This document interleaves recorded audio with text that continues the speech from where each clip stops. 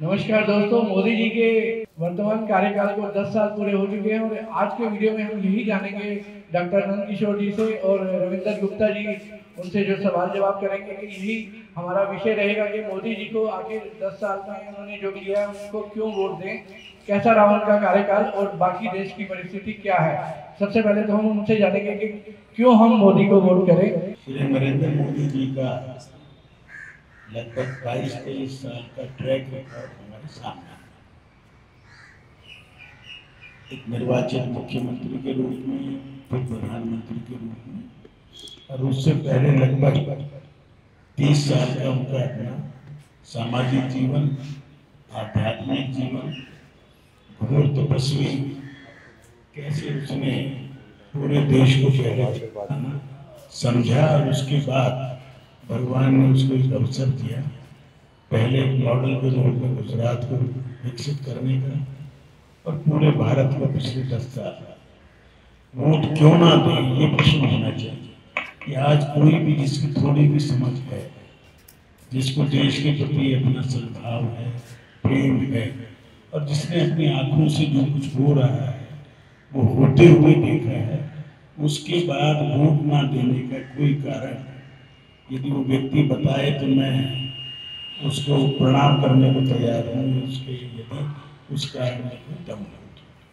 नरेंद्र मोदी जी जैसा उनका नाम है, स्वामी विवेकानंद जिनका नाम भी नरेंद्र था, नरेंद्र दत्त, उनको अपना रोल मॉडल लेके चले और पूरे देश को जो जो इस देश में कमियां हैं, जिन कमियों को दूर करने के लिए डॉक्टर केशवराव बलिराम हेडगेवार ने 98-99 साल पहले राष्ट्रीय स्वयंसेवक संघ की स्थापना की।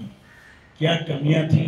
ये देश बटा हुआ था जातियों के अंदर, वर्ण के अंदर, भाषा के, खान पीन के आधार पर पूरे देश के अंदर इतना बिखराव था कि हम 1100 साल गुलाम रहे। उस गुलामी को दूर करने के प्रयास हुए, उन प्रयासों में सफलता मिली, परंतु जो प्रयास होने के बाद 1947 में जो कुछ होना चाहिए था वो शायद हम नहीं कर पाए या धीरे धीरे कर पाए या थोड़ा कर पाए।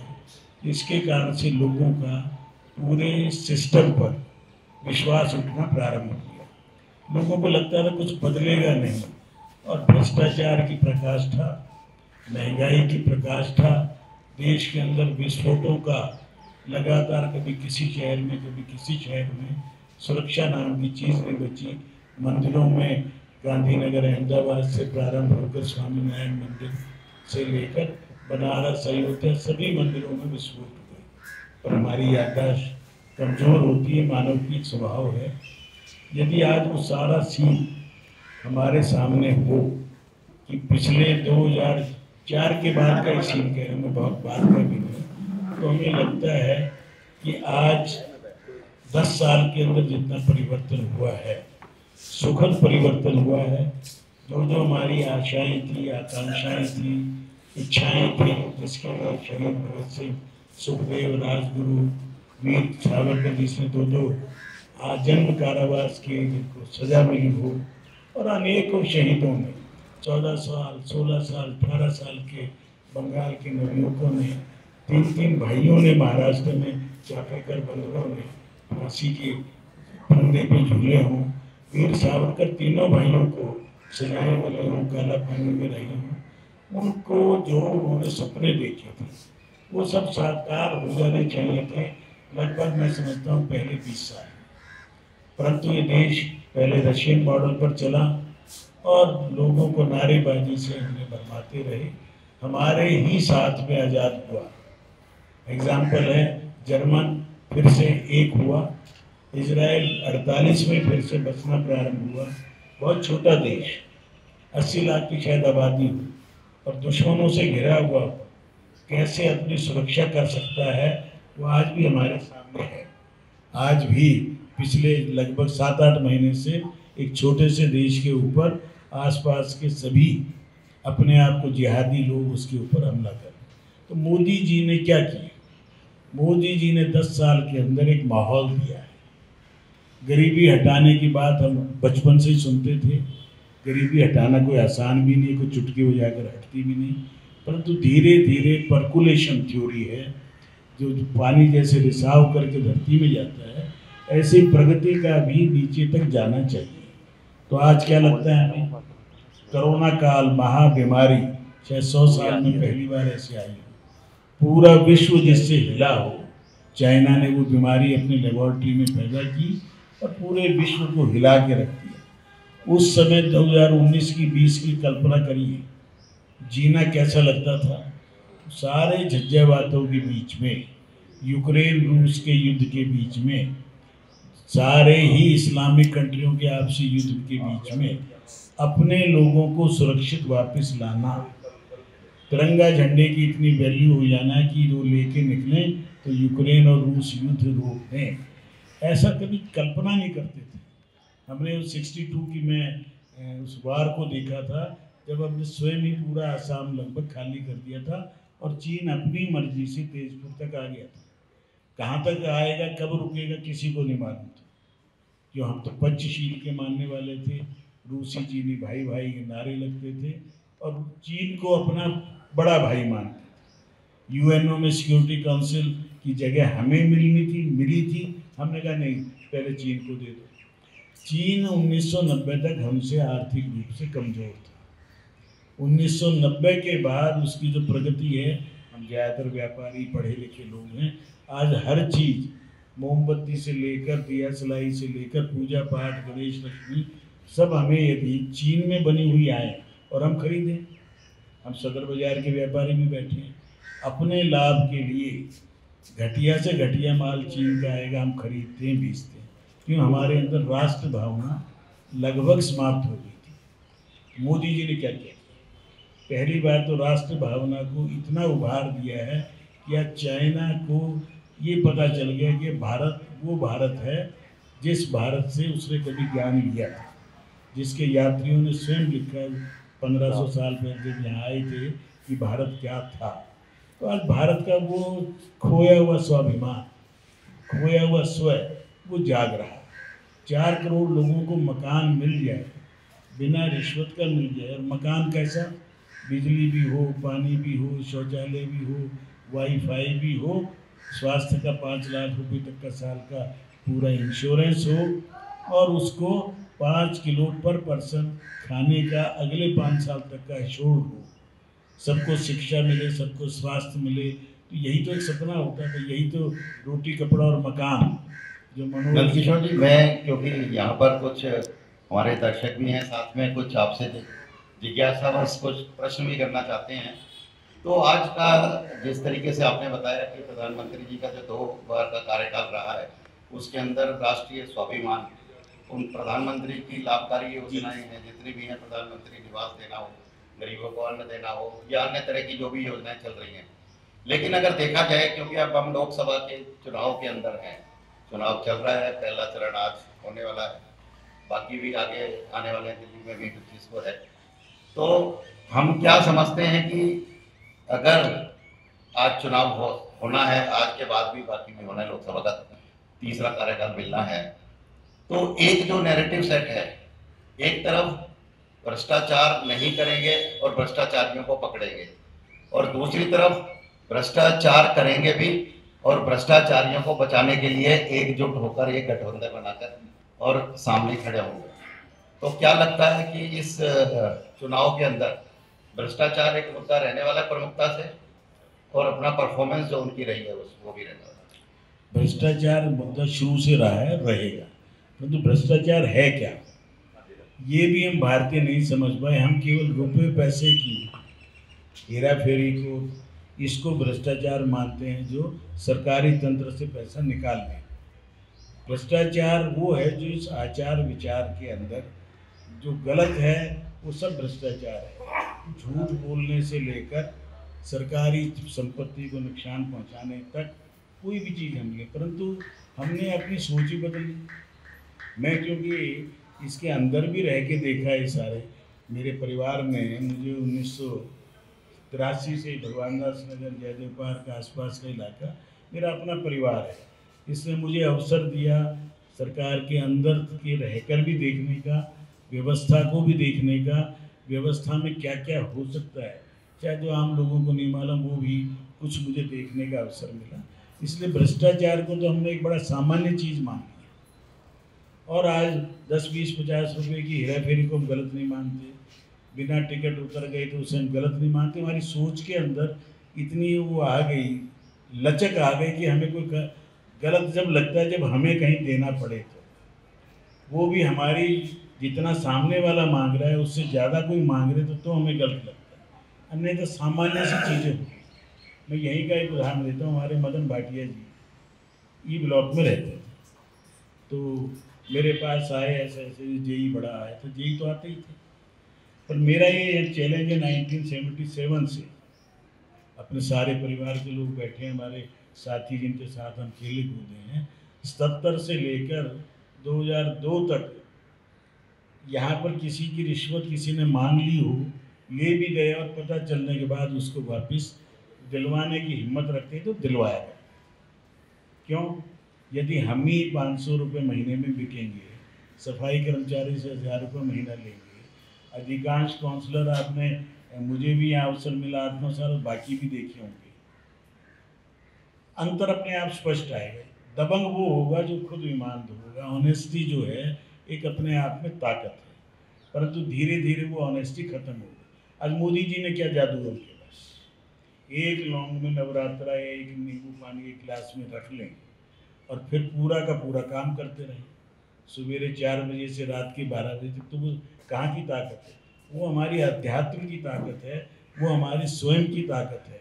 आज के तारीख में जो योगी होगा, जो तपस्वी होगा, उसका तेज हम अपने आसपास देखते हैं, अपने अड़ोस पड़ोस में देखते हैं, अपने घर में देखिए आप, आपके घर में भी हर तरह के प्राणी मिलेंगे। इसलिए मोदी जी ने जो किया क्या है, मोदी जी ने भारत के नाम को विश्व के अंदर मैनहट्टन से न्यूयॉर्क से लेकर कहीं भी देखें, कोई तीज त्यौहार हो, दुबई का सबसे ऊंची बिल्डिंग क्या वो बुर्ज खलीफा है, उसको तिरंगे से नहा देते हैं। 15 अगस्त 26 जनवरी को हमने देखा है, मैनहट्टन को सजते हुए देखा है, और राम के इसमें राम का चित्र से न्यूयॉर्क का सबसे बड़ा चौक सजा हुआ भी हमने देखा है। हमने अपनी आँखों से जो चीज़ देखी है कि आज जापान से लेकर, जापान ऑस्ट्रेलिया विकसित राष्ट्रों में है, क्वाड बनाए तो अमेरिका, जापान, ऑस्ट्रेलिया, भारत है। क्वाड क्या, हमें किसी को लेना देना, यहाँ तो पढ़े लिखे लोग हैं, विशेष मानते हैं, हमें क्या फर्क पड़ता है। आज भारत के बिना, अभी G20 हुआ, G20 तो अगले साल शायद ब्राज़ील में भी हो रहा है, परंतु G20 में भारत में क्या हुआ? छोटे से छोटे शहर में ले जाके दिखा, भारत के जो भी भारत में आया उसको भारत के अंदर ले जाके दिखाया, चाहे चीन का हो, चाहे अमेरिका का हो, चाहे रूस का हो। क्यों? कि भारत एक अर्वाचीन देश है, जिसका ना कोई शुरुआत का पता भारत की संस्कृति का, ना कभी एंड हो सकती, क्योंकि हम सत्य सनातन हैं। सनातन वो है जिसका ना कोई प्रारंभ का पता हो, और जिसका जो प्रारंभ नहीं हुआ उसका एंड नहीं हुआ। तो मोदी जी ने वो सारी चीज़ें अपनी कथनी से नहीं, करनी से वो इम्पैक्ट दे दिया है कि आज हम जातियों से ऊपर उठ के सोच रहे हैं। कितने ही व्यस्त हों, अभी आचार्य, एक बहुत बड़े आचार्य का देहांत हुआ जो जैन समाज के, मुझे तो उनकी जीवनी पढ़ के हैरानी हुई, विद्यासागर जी महाराज, क्या पूरे परिवार को ही उन्होंने अपने माता पिता समेत सबको ही संन्यास्त बना दिया था। क्या उनकी तपस्वी हैं कि मोदी जी को फुर्सत भी मिली, होके भी आए। अभी शायद परसों महावीर जयंती है, सारे व्यस्त काल में से फिर भरत मंडपम में होंगे। कोई भी हो समाज को जोड़ने का काम, उसके लिए वो इस्लाम के अंदर बोहरा समुदाय है। बोहरा समुदाय हमने देखा वो थोड़ी अलग पहचान है, 100% व्यापारी हैं, दाऊदी बोहरा और ये बोहरा, मोस्टली ये मान के चलो वो व्यापारी मुस्लिम है। वो सारे के सारे मोदी के मुरीद क्यों हैं? जिसको समझ है, जिसको इस देश से प्यार है, इस देश में अगर कोई माइनॉरिटी है तो केवल पारसी है। आपको पता है पारसी, क्योंकि आपको पता भी नहीं चलता कि टाटा पारसी है या हिंदू है, गॉडरेज पारसी है या हिंदू है, या बड़े बड़े वकील, बड़े बड़े जजेस मुश्किल से 50,000 हैं, जस्ट 50,000। वो तो अपने आप को माइनॉरिटी का एक भी अधिकार नहीं मानते, और जो अपने आप को 20 करोड़ कहते हैं। देश जब आज़ाद हुआ उस समय टोटल मुस्लिम आबादी पूरे भारत की 36 करोड़ थी, इंक्लूडिंग पाकिस्तान, बांग्लादेश। और हम जो यहाँ अधिकांश उजड़ के आए हुए पाकिस्तान से, मेरे परिवार समेत लोग हैं, उन्होंने पार्टीशन की विभीषिका देखी थी। आज वो कितनी पॉपुलेशन, जिन्होंने पार्टीशन मांगा था वो तो गए ही नहीं वहाँ। वो लखनऊ के आसपास, पटना के आसपास के लोगों ने पाकिस्तान मांगा था। जिन्होंने नहीं मांगा, नॉर्थ वेस्ट वालों ने, पंजाब वालों ने नहीं मांगा, सिंध वालों ने नहीं मांगा, वो ज़बरदस्ती वहाँ छोड़े गए। जितनी आबादी थी उससे आज 5 गुना है। और आज वो कहते हैं कि पूरा भारत एक कर दो, हम वोट के जरिए अपना प्रधानमंत्री बनाएंगे।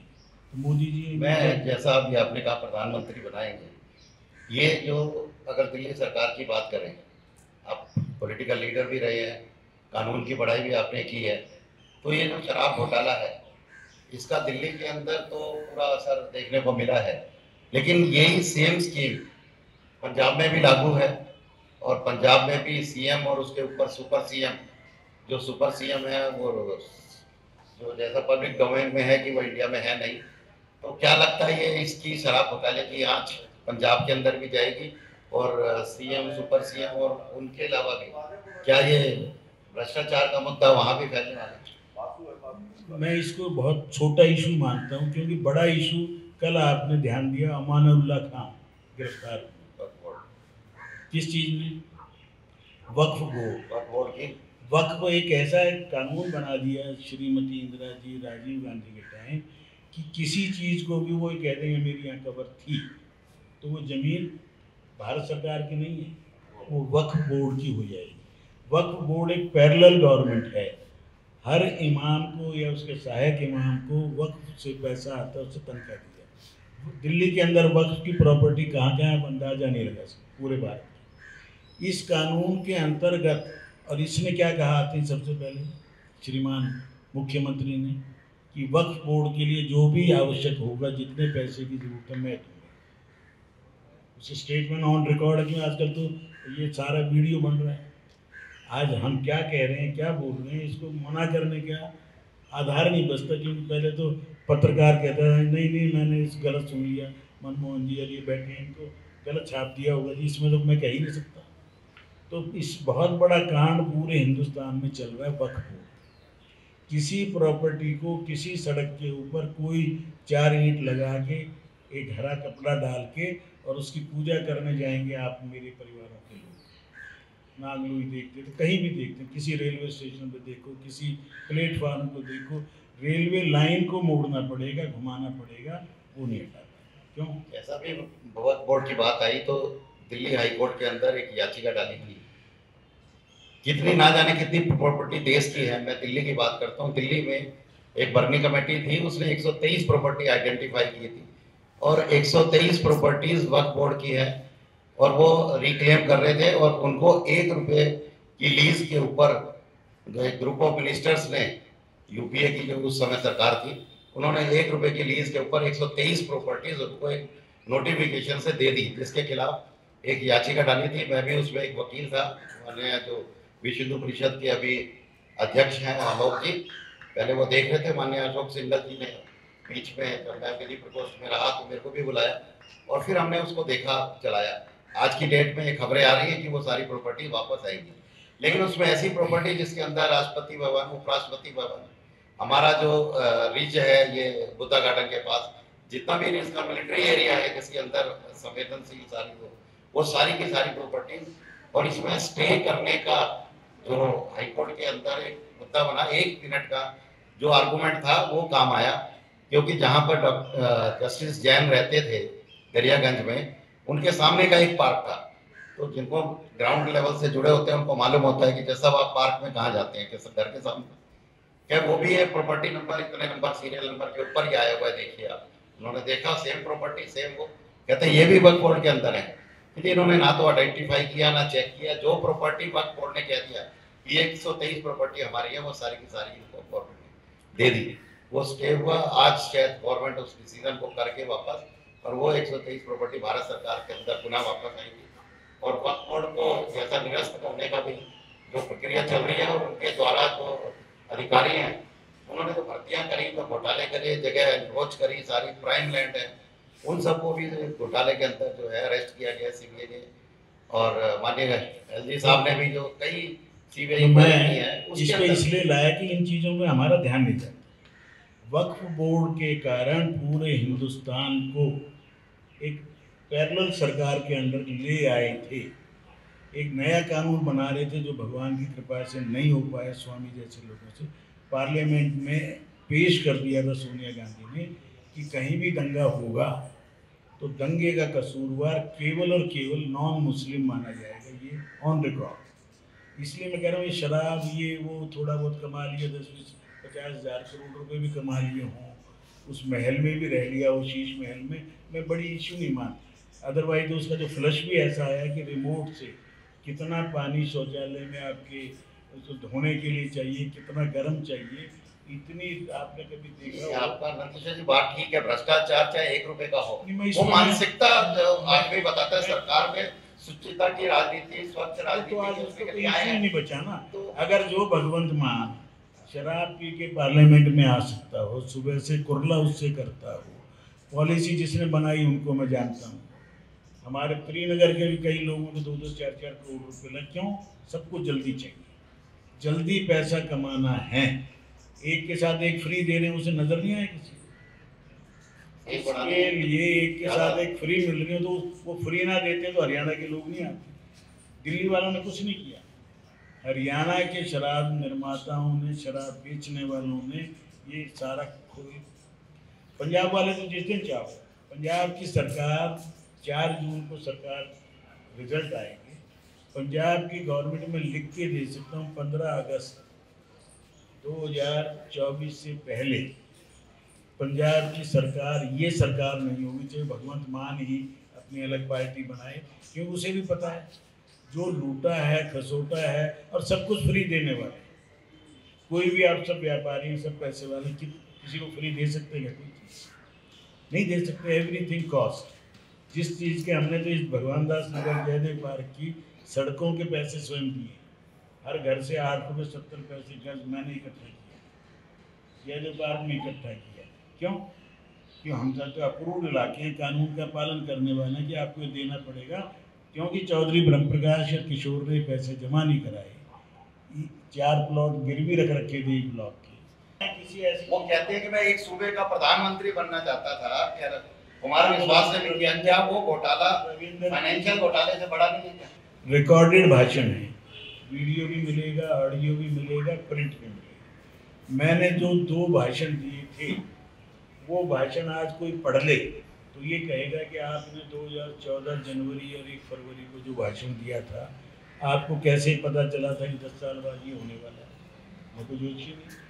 मेरे दोनों भाषण में जो कुछ आज हो रहा है, आप पत्रकार अपने किसी को भेज के कॉपी मंगा रहे हैं ऑन रिकॉर्ड, और सुन ले उसको कि इस आदमी का CIA से क्या संबंध है। इस आदमी का कोई भी देश विरोधी संस्था जो इस देश को तोड़ना चाहते हैं, उन सब से सीधा सीधा संबंध है, ऑन रिकॉर्ड।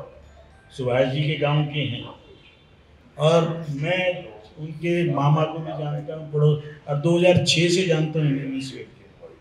2006 में पंजाबी बाग क्लब में मैंने कहा था, अरविंद तुम राजनीति में हो, ऐसा मेरा मतलब ही नहीं, मैं तुम्हारे सारे लक्षण मुझे नज़र आ रहे हैं। तुम वहाँ सुंदर नगरी और नंद नगरी ये थोड़ा बहुत वो करता था, कभी इसने पेन चलाया हो, एक इसने assessment order as income tax assistant commissioner किया हो, एक कह रहा हूँ, कभी। हमेशा छुट्टी पे रहा, नेताजी को गिरी करता रहा, और अपने आप को कमिश्नर इनकम टैक्स कह के हम सब लोग, हाँ कितनी बड़ी नौकरी छोड़ सकते हैं, तो बीवी ने भी छोड़ दी। मैं तो करोड़ों रुपया कमा सकता था, तू कमाता 10-20-50 करोड़ रुपये, अब तेरे पास हज़ारों करोड़ है। अब तेरे को हॉस्पिटल में VIP ट्रीटमेंट मिलते हुए, सारा खाना जेल मैनुअल के हिसाब से बाहर से मंगा के खा रहे। मेरी तो इंसुलिन बढ़ गई, मैं तो मर जाऊंगा, मुझे इंसुलिन नहीं दी। ये नाटक कब तक चलने? नहीं चलने वाले, ये आदमी निकलेगा नहीं, इसलिए वो नॉन इशू है। मैं दिल्ली वालों की बुद्धि पे कहूँगा कि दिल्ली वालों ने 12 लाख डिफाल्टर हैं जल बोर्ड के, 16 लाख हो गए, क्योंकि सबका बिल, आप तो बिल सारा देंगे, मैं भी सारा दूंगा। मैं मकान तोड़ के बनाऊं तो जिसने तोड़ के बनाया बताए कितने पैसे जमा कराने पड़े जल बोर्ड को। जिसने भी तोड़ के बनाया हो 200 गज का मकान, लगभग 2 लाख रुपये फिर मांग। झुग्गी झोंपड़ी को फ्री दो, मुझे कोई इतराज़ नहीं। बिजली दो फ्री, पानी दो, राशन दो, कोई भी 400 गज पे 15-16 लाख रुपए जमा। मकान बना के दे दो, मुझे कोई इतराज़ नहीं। क्या आपको पता है दिल्ली में 60,000 मकान 2008 से बने खड़े हैं। 2008 ये दिल्ली आसपास की मेरी झुग्गियों के लिए बनवा दिए थे मैंने, शिवानंद स्कूल के पीछे करमपुरे, ये बक्करवाला, बवाना, एक भी अलॉटमेंट ना शिला ने किया ना ये करे। क्यों? अलॉटमेंट से पहले सारी खिड़कियां ले गए उतार के, सारी फिटिंग ले गए। अलॉट क्यों नहीं कर रहे कि यहाँ से ये हट जाए तो ये सीटें कमज़ोर पड़ जाएंगी। तो फिर यहाँ का काउंसलर सभी पार्टियों में आजकल अदला बदली होके यहाँ वाले भी हैं। कोई कह सकता है मैंने 1 रुपया नहीं लिया? यहाँ के जितने काउंसलर एक वेट को छोड़ के मुझे मेरे सामने आके कहे कि नहीं मानता, कोई एमएलए कहे किसी पार्टी का। तो आप वोट देते समय देश का चिंता करेंगे, देश की चिंता करेंगे तो आपके पास विकल्प क्या है? मतलब मैं कांग्रेसी हूँ तो मेरे पास क्या विकल्प? सनातन को गाली देने वाले, धर्म को कैंसर बताने वाले, उन लोगों को वोट दूंगा क्या? तो गौरव वल्लभ की सुन लो, या दूसरा लड़का वो रोहन गुप्ता है, जो पढ़े लिखे लोग, प्रोफेसर है, इंडियन इंस्टीट्यूट ऑफ मैनेजमेंट का प्रोफेसर है, वो कोई लल्लू पल्लू नहीं है, उसकी बात सुन। इसलिए आज वोट ना देने का मुझे कोई कारण समझाए। और वोट ना देना या गलत देना लोकतंत्र का अपमान है। डॉक्टर अंबेडकर ने जो संविधान बनाया था, उस जैसा ऋषि मैं भी उसको समझने में मुझे 20 साल लगे। मेरे अंदर भी उसके प्रति भावना, जैसे आप सबके रहते, इसने आरक्षण दे दिया, इसने ये कर दिया, उनको सिर पे बिठा दिया, ये कर दिया, बोलते रहते। जितना उसका अध्ययन किया कि उसने पाकिस्तान के खिलाफ, जितना वीर सावरकर थे, जितना डॉक्टर हेडगेवार थे, उतना ही डॉक्टर अंबेडकर था। उसने इस्लाम को पूरा स्टडी करने, सबसे पढ़ा लिखा आदमी था, अर्थशास्त्री था, उसे मालूम था कि देश को कैसे चलाना है। उस व्यक्ति ने जो कुछ लिखा है उसी को पढ़ना। गांधी जी को पढ़ने, गांधी छुआछूत मिटाना चाहते थे, शाखाओं में आए थे, आके क्या कहा, मैं ये काम करना चाहता हूँ। डॉक्टर तैने कैसे कर दिया, मैं नहीं कर पाया। तो आज लोगों को समझ आ गई, हिंदू होना गुनाह था, वो नहीं है। आज सारे राम भक्त हैं। तो कल एक ऐप जारी किया है, आपका राम राज्य, जो क्या कह रहे थे, मेरे दानी ने कहा है कि उस अयोध्या के मंदिर में नहीं जाना, वो तो मस्जिद तोड़ के बनाई। ये केजरीवाल ऑन रिकॉर्ड है, वीडियो में है या नहीं? तो दर्शन करने क्यों जा रहे हैं? अब क्यों राम राज्य लाने की बात कर रहे हैं? और वो एक आतिशी कह रही है यही राम है, इसमें सारे गुण राम के। अरे राम ने तो अपनी धर्मपत्नी को, जिसको अति प्यार करते थे, एक धोबी के कहने से पुनः वनवास भेजा। तेरे से एक कुर्सी नहीं छूटती, छूटेगी तो उसके बदले सुनीता बैठेगी। तो आप अपने लालू में और राबड़ी में और केजरीवाल और सुनीता में क्या अंतर है? वो थोड़े कम पढ़े लिखे होंगे। जितना ज़्यादा पढ़ा लिखा है उतना ज़्यादा नुकसानदेह है यदि उसकी मति भ्रम हो। जितने आतंकवादी पढ़े लिखे इंजीनियर आए हैं दिनों पूरे वर्ल्ड में, जिसने वर्ल्ड टावर गिराया था, अमेरिका की सबसे ऊंची बिल्डिंग, मोस्ट एजुकेटेड पर्सन, जिसको ये अंदाजा था कि 100 मंजिल की बिल्डिंग में हवाई जहाज तेल भर के कहाँ मारूंगा तो ये बिल्डिंग गिरेगी और चलेगी। कितना उसने टेक्निकली नॉलेजेबल आदमी, जिस बिल्डिंग को गिराने की कल्पना कोई नहीं कर सकता। तूफान आए तो बिल्डिंग 3-3 मीटर झूल सकती थी, गिर नहीं सकती। इसलिए खतरा ज़्यादा। कनिंग लोग कौन है? लेकिन अभी जो आतंकवादी है पन्नू, जो खालिस्तान की डिमांड के लिए बार बार वीडियो जारी करता है, उसने एक वीडियो जारी करके कहा है कि मैंने फंडिंग की है केजरीवाल की पार्टी के लिए। मैंने पंजाब के चुनावों में, वो तो आप कह रहे हैं 130 से 40 जी, मैं 2014 में कह चुका। और RSN सिंह, एक मिनट सुनिए, RSN सिंह आईबी का वो रहे, के रहे, बहुत बड़े अफसर, वो जो अपनी जिंदगी को रिस्क को लेके चलता है। उसने सारे रिकॉर्ड भारत सरकार के डॉजियर से दिए हैं और भारत सरकार जागरूक है। परंतु लोकतंत्र में धीरे धीरे होता है काम। कोर्टों का बहुत बड़ा दखल होना चाहिए, हर लेवल पर वो है पूछताछ, सेशन जज, उसके बाद हाई कोर्ट से बाद अपील, अभी सुप्रीम कोर्ट के 2 जजमेंट आए, आप देख रहे होंगे ना। पतंजलि को ये कह रहा है कि तुमने ये क्यों क्लेम कर दिया कि मेरी दवाई से ठीक हो जाता, तो ये आप बीपी की दवाई लेते हो, शुगर की लेते हो, ये दवाई क्या कहते हैं ठीक हो जाएगी? आज तक कोई ठीक हुआ है क्या? ब्लड प्रेशर का किसी को जिसको दवाई लेनी शुरू की उसकी बंद हुई हो तो मुझे एक आदमी बता दे। तो आपने योगा से किया होगा, खाना पीना चाहिए, खाना बाकी चीजें दवाई से तो नहीं हुआ ना। लाइफस्टाइल दवाई नहीं हो सकती। उस सुप्रीम कोर्ट में अमानुल्लाह भाईजान का सही नाम है जज साहब ने, और एक हिमा कोहली, उन दोनों ने उसकी ऐसी वो बजा रखी बिना मतलब की कि नहीं माफी देना चाह रहे हैं, अभी नहीं देंगे, अभी फिर आना पड़ेगा, अभी फिर आना पड़ेगा। पैसा खा रहे हैं अरबों खरबों रुपया, किससे? अमेरिका की उस लॉबी से जो ड्रग लॉबी है, दवाइयों की लॉबी है। और ये मैं नहीं कह रहा, रिजवान मुसलमान नाम है, बहुत बड़ा एडवोकेट है, बहुत पढ़ा लिखा है, उसका भाई है कोई जो फिल्म एक्टर है, उसका एक 20 मिनट का वो आया यूट्यूब पर, उसकी सुन लीजिए इसी इशू पर। हम जागे भाई, वोट तो देना हमारा धर्म है, इस देश को बचाना, इसलिए बचाना कि हम इस देशवासी जिस टहनी पर बैठे हैं, जिस घर में हम रह रहे हैं, उस घर को कोई छीनने आएगा, जलाने आएगा, तो इतने तो हम गधे नहीं हैं कि हम उसको कर लेने देंगे। तो इसलिए मैं यहाँ के लोगों को नहीं, आपकी ड्यूटी आगे क्या है। भगवान दास नगर तो मेरे को लगभग 90% वोट आता रहा। कांग्रेस के कार्यकर्ता पोलिंग बूथ में मुझे वोट देते थे, क्योंकि समझदार लोग हैं, मुझे अपना भाई बच्चा समझते। बलबीर शर्मा जी हमारे स्वर्गीय कांग्रेस के पोलिंग एजेंट बनते थे, वोट मुझे देते थे। ललित कपूर के पिताजी थोड़े बहुत विचारों से लालचंद जी, परंतु मेरे को अपना छोटा भाई बेटा मानते। इसलिए ये कानूनियों से मुझे कोई दिक्कत नहीं। उनको समझाना है जो थोड़े कम समझदार है, केवल इस देश को बचाना हमारा कर्तव्य है, और आपने बचा लिया 10 साल। अब तो एक आखिरी झटका, आखिरी 50 दिन एक बार जागरूक हो जाए, 5 साल ही सरकार रह जाएगी तो हम 3rd लार्जेस्ट हो जाएंगे इकोनॉमी के तौर पे। 10 करोड़ लोगों को सुविधाएं वो मिल जाएंगी जो मिलनी चाहिए। इसलिए ये बहकाने वाले महंगाई, ये महंगाई हो गई, ये बेरोजगारी, बेरोजगारी सरकारी नौकरियां नहीं मिलेंगी सबको। जो इस देश को तोड़ेंगे उनका परसेप्शन क्या है, क्या बोलते थे आपको ध्यान हो? जो काठमांडू मंदिर है नेपाल का, पशुपतिनाथ से तिरुपति तक पूरा एक लाल ऐसा वो चीज़ बना दी थी जहाँ सरकार नहीं थी। कल जो वहाँ का जहाँ मारे हैं, 21 साल बाद राम मंदिर खुला, 21 साल बाद बस्तर का राम मंदिर पहली बार साफ होकर चालू हुआ। क्यों? बस्तर हरियाणा से बड़ा है, कभी आपको थोड़ा ध्यान दें, बस्तर का क्षेत्रफल हरियाणा से बड़ा है, उसके अंदर कोई अफसर, कोई सरकार थी ही नहीं।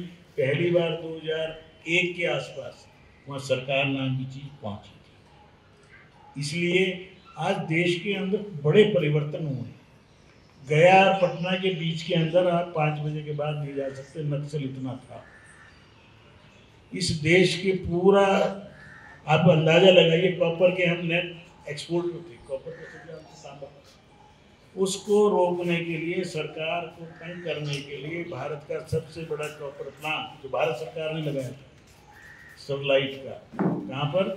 समुद्र के किनारे पर, पिछले 7 साल से बंद करा रखा है क्रिश्चियन लॉबी ने, अमेरिकन लॉबी ने। क्यों? कॉपर का रेट दुगुना करा दिया, वो बंद कर दिया। हम भारत नेट इंपोर्टर, इस देश की सबसे बड़ी लोहे की कारखाना कोरिया वालों ने लगाना था, 50,000 करोड़ रुपए लगा, जमीन खरीदी, सब कुछ, आखिर में बोरिया बिस्तर बांध के चले गए, क्योंकि नक्सल लोगों ने वहाँ पर प्लांट नहीं लगने दिया। भारत सरकार, उड़ीसा सरकार कुछ नहीं करता। मैं इसलिए बता रहा हूँ, ये नक्सल है, वो मैं सिद्ध कर रहा हूँ। अरविंद केजरीवाल जब कलकत्ता में पढ़ता था, खड़गपुर में, तो मदर टेरेसा के साथ जाके आधा ईसाई बन गया था, आधा ये नक्सल बन गया था। टाटा स्टील में रहते हुए ये पूरी तरह कम्युनिस्ट बन गया था।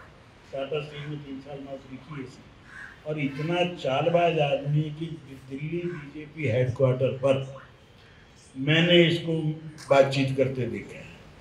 गोपाल अग्रवाल हमारे देखते हुए टीवी पे, उनका परम मित्र सीए के नाते आता था, और मेरा भी संबंध इनके पिताजी से इतना है कि उन्होंने मुझे 1100 रुपये मिलनी में दी थी उनकी पोती की शादी और मेरे गाँव के पोते। सारा परिवार बढ़िया है। सबसे पहले 1 करोड़ रुपए इनको सीताराम जिंदल ने दिया, 1 करोड़ प्रशांत भूषण के पिताजी ने दिया, सबसे पहले ठुड्डा उसका मारा, और जो शब्द प्रयोग कर रखे वो रिकॉर्ड है। इस आदमी पे इसकी बीवी के अलावा, मैं इसके साले को जानता हूँ, प्रेम मेरे घर खूब आता जाता है, बोला मैं इसको खूब समझाता हूँ, इसको तो भगवान भी नहीं समझा सकता। इसका बाप भी हरियाणवी में बोलता कि ना भाई इसने तो राम भी नहीं समझा सकता। तो जिसके बारे में कोई बातचीत करना, अपना टाइम वेस्ट करना, अब ये इशू ही नहीं बचा।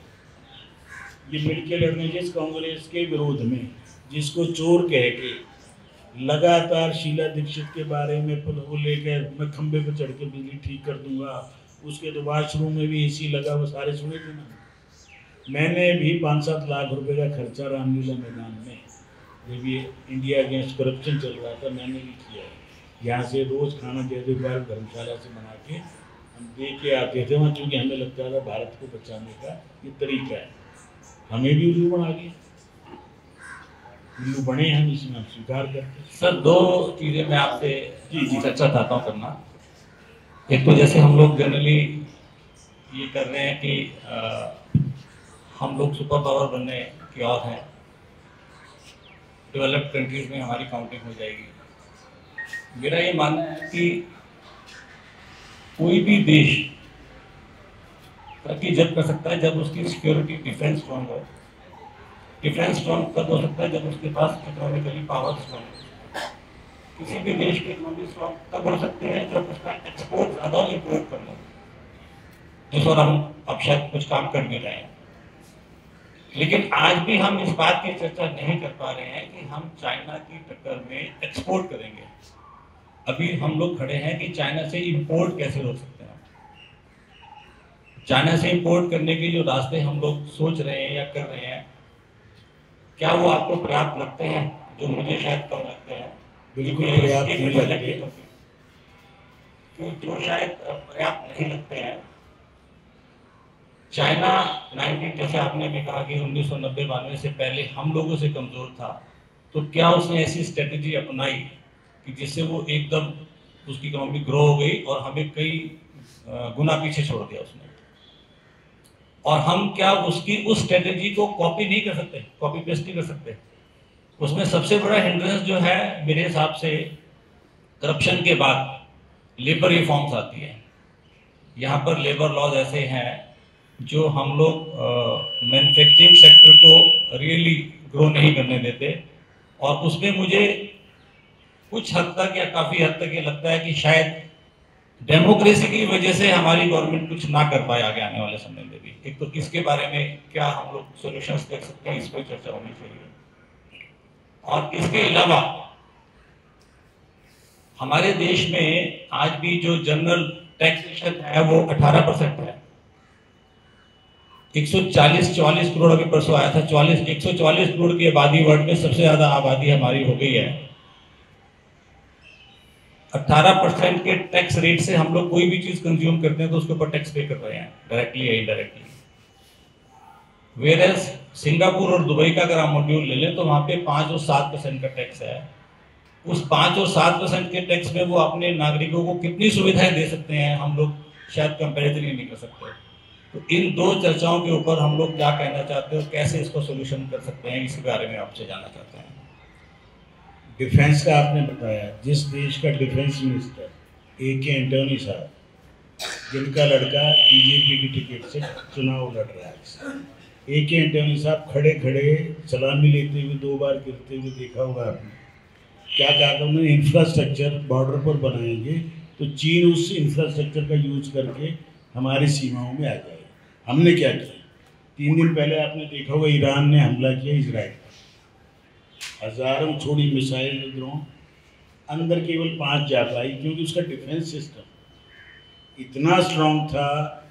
जैसे आप रामायण काल के युद्ध में देखते, महाभारत में, कि उसने छोड़ा दोनों टीम।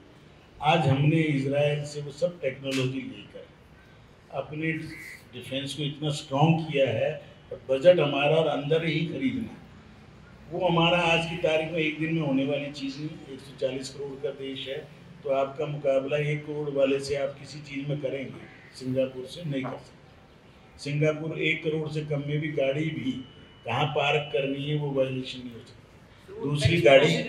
दूसरी गाड़ी खरीदेंगे जब, तो पहले को आप बेचेंगे नहीं, डिस्पोज ऑफ करेंगे, क्रशिंग करेंगे।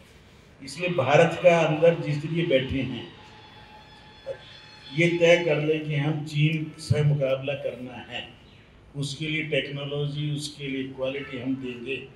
तो चीन से पहला स्टेप क्या करो, पहले तो रोकने की कोशिश, वो भी नहीं रोक सकते क्योंकि WTO के हम सिग्नेचरी हैं, व्यापार में हम सिग्नेचरी की, हम किसी पे अनड्यू रोक टोक नहीं कर सकते विश्व के 200 देशों में।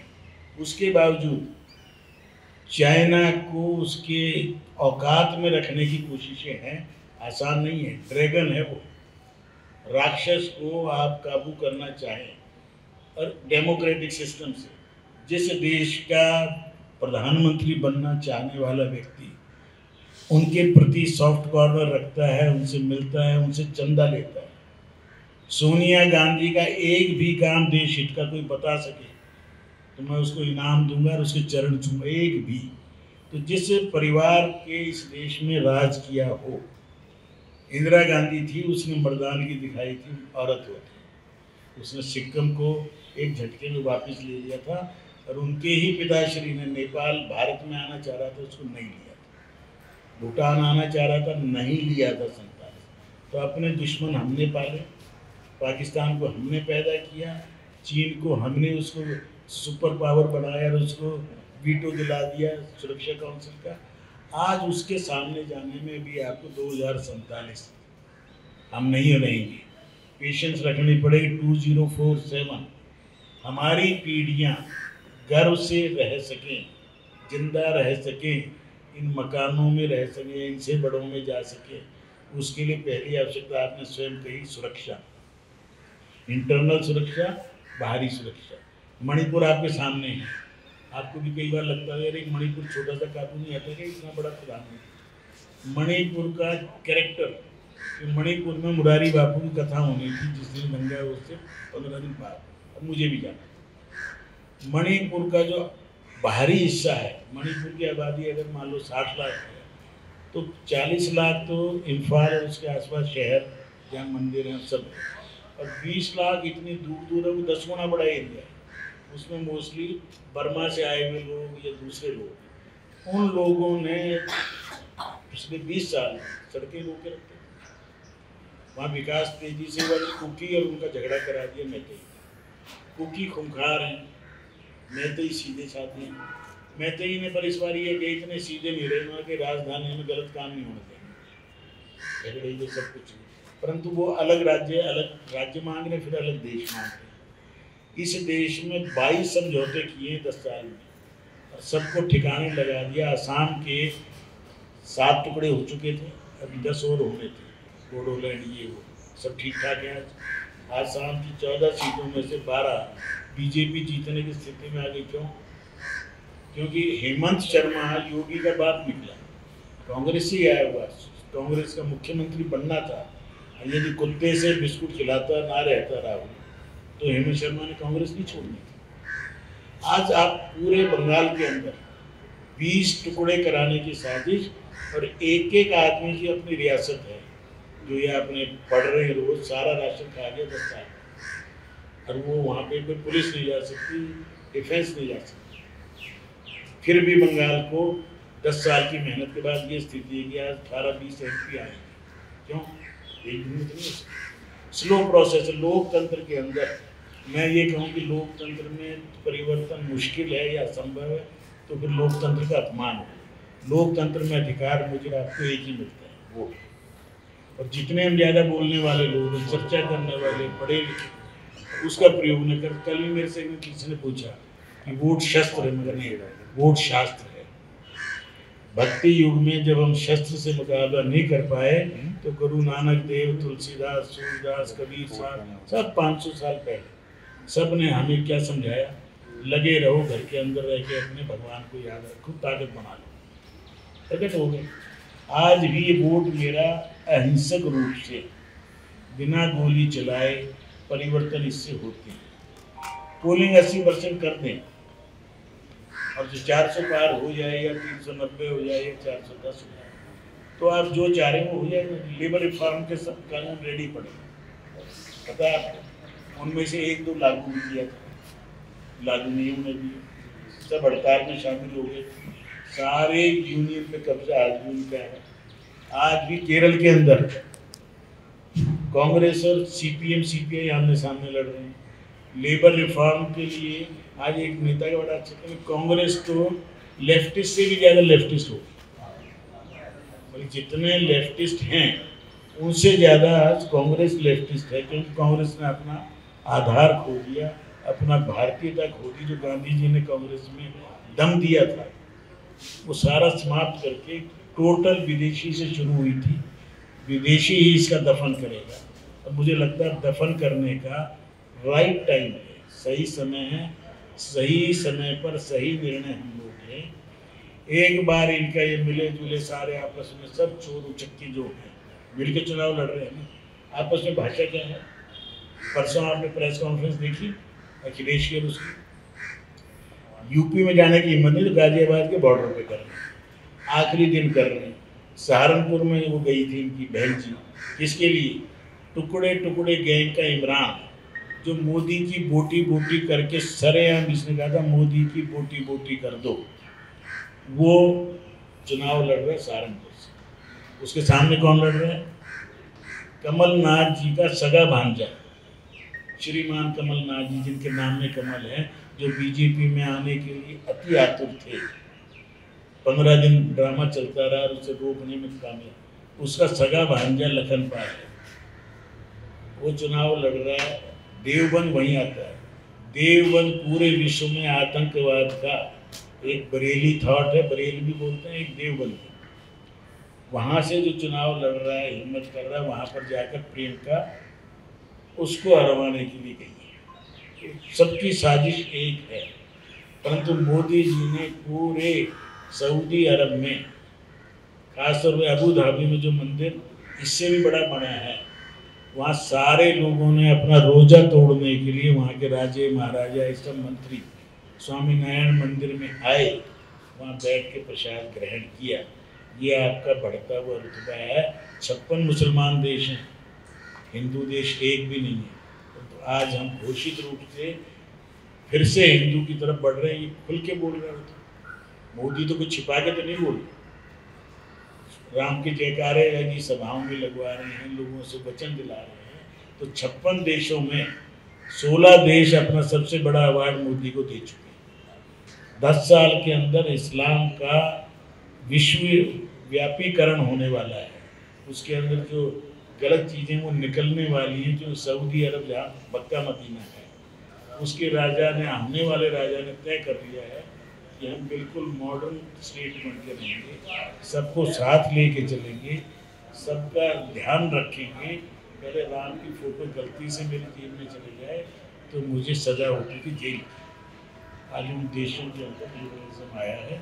मोदी जी ने आज भी एक छोड़ी हमारी 16 लोग पकड़े थे ना, ईरान की किसी जहाज में पकड़े थे, क्या कह दिया रात को, बाकी लोग भी जा सकते हैं, अपने कमांडर से पूछने जाए, नौकरी करने गए हुए थे। इससे पहले ओमान में कितने लोग थे हमारे गिरफ्तार, बड़े बड़े रैंक के, सब छोड़े, सबको फांसी की सजा दी थी। छोड़े क्यों? शक्ति सर्वत्र पूज्यते। और शक्ति क्या होती है हमारे राहुल बाबा तो डेफिनेशन भी नहीं बता पा रहे थे, इसलिए आपको तो सब चीज़ों को पता है। आज ये कार्यक्रम राजेश जी ने और हमारे वकील साहब रविंदर जी ने रखा है। और कोई प्रश्न पूछने हो या इसके बाद अभी तो बहुत मेरा एक सवाल है नंदकिशोर जी, मेरा भी एक सवाल था। एक तो संजय सिंह के वीडियो आते हैं, बड़े जोर से उन्होंने चिल्लाकर बोला हिल गई बीजेपी सरकार कि भाई देश के जो कानून को बदलने की, संविधान को बदलना चाहते हैं मोदी जी।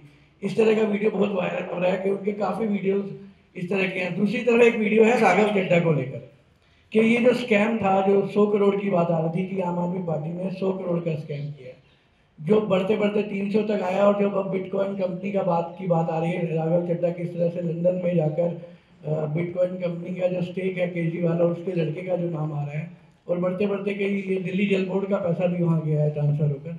तो कहने की बात है 5-6 हज़ार करोड़ से भी ज़्यादा का बड़ा स्कैम जो है नजर आ रहा है। आने वाले 10 दिनों में मोदी जी भी कह रहे हैं अनफोल्ड होगा, जैसे ही राघव चड्ढा या तो सरकारी गवाह बने या फिर उनको भगोड़ा अगले 10 दिन में घोषित किया जाएगा।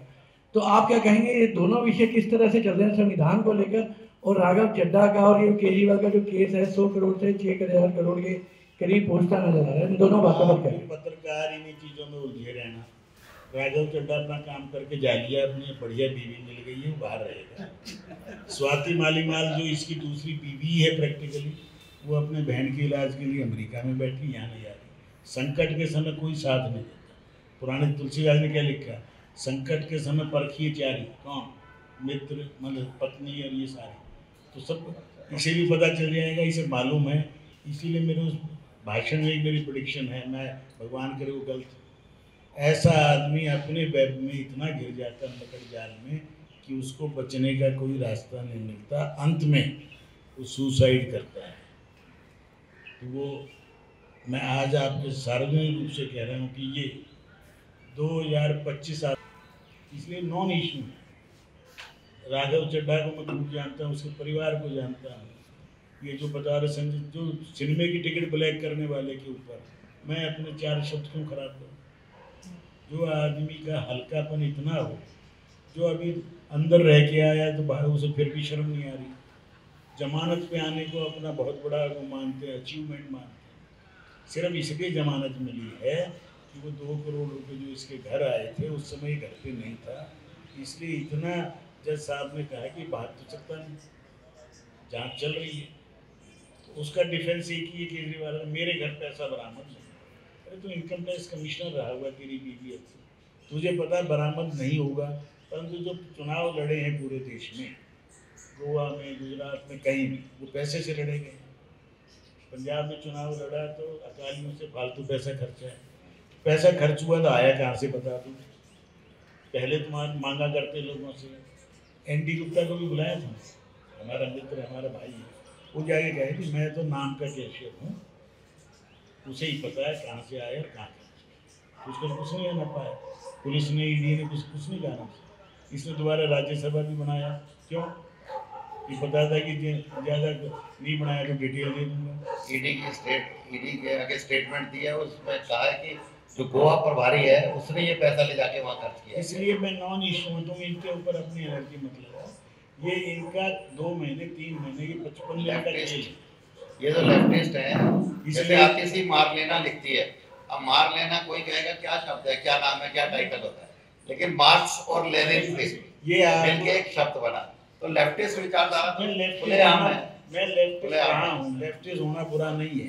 देश का हित रखते हुए प्रेम सागर गुप्ता मेरे मित्र थे, पिताजी, और मेरे चुनाव में कम्युनिस्ट पार्टी से मेरे एरिया से 2 बार काउंसलर रहे और मुझे बनाने में मदद की। ये जो मरलेना है, इसकी मैं माँ को भी जानता हूँ, बाप को भी जानता हूँ। सत्यावती कॉलेज में इसकी माँ पढ़ाती रही है।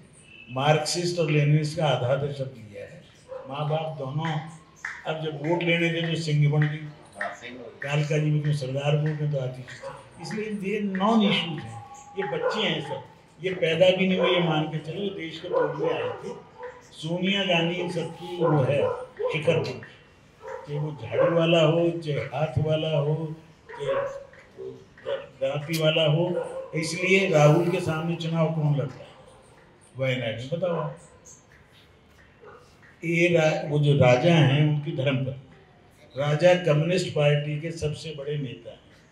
केरल की 21 के 21 स्थानों में आमने सामने लड़ रहे हैं, और फिर दोनों सीताराम येचुरी और वो हाथ खड़े करते हैं कट्टे रोज। देखते हो ना, मोदी नू रहन नहीं देना, मोदी सारा किसान आंदोलन खड़े करने वाले, देश को तोड़ने वाले, लाल किले के ऊपर चढ़ाई करने वाले, ट्रैक्टरों को वो बनाने वाले, टैंक बनाने वाले। अरे पूरी साजिशें हैं। बहुत समय जरूरत ही नहीं ना, हमें जाग गए यहाँ तो जागे हुए, आपने औरों को जगाना है। और बीच में 25 तारीख तक वो कार्यक्रम रखो और उसमें बुलाओ, शिवचरण जी को बुलाओ, वो अपने यहाँ की प्रणब राकेश को बुलाओ, और कोई उनके जो दूसरे कोई नेता उनको बुलाओ, आमने सामने करो ना बात। आमने सामने की बात तो पीछे कई बार की है, लेकिन कोई आने के तैयार ही नहीं है आज की डेट में। आज की RW तो बुला सकता है, RW बुला सकता है, वो RW में भी आएंगे कोई गारंटी नहीं क्योंकि आएंगे जब आपको पब्लिक को देना है, RW भी पब्लिक है, तो नहीं आएंगे तो पब्लिक के आगे एक्सपोज हो जाएंगे। पब्लिक को फेस नहीं करना था। इसलिए आनंद जी सब भाई लग जाओ, देश को बचा लो, अपने को बचा लो। पहले मैं देश तो बात की बात, खुद को बचा लो, आने वाली पीढ़ियों को बचा लो।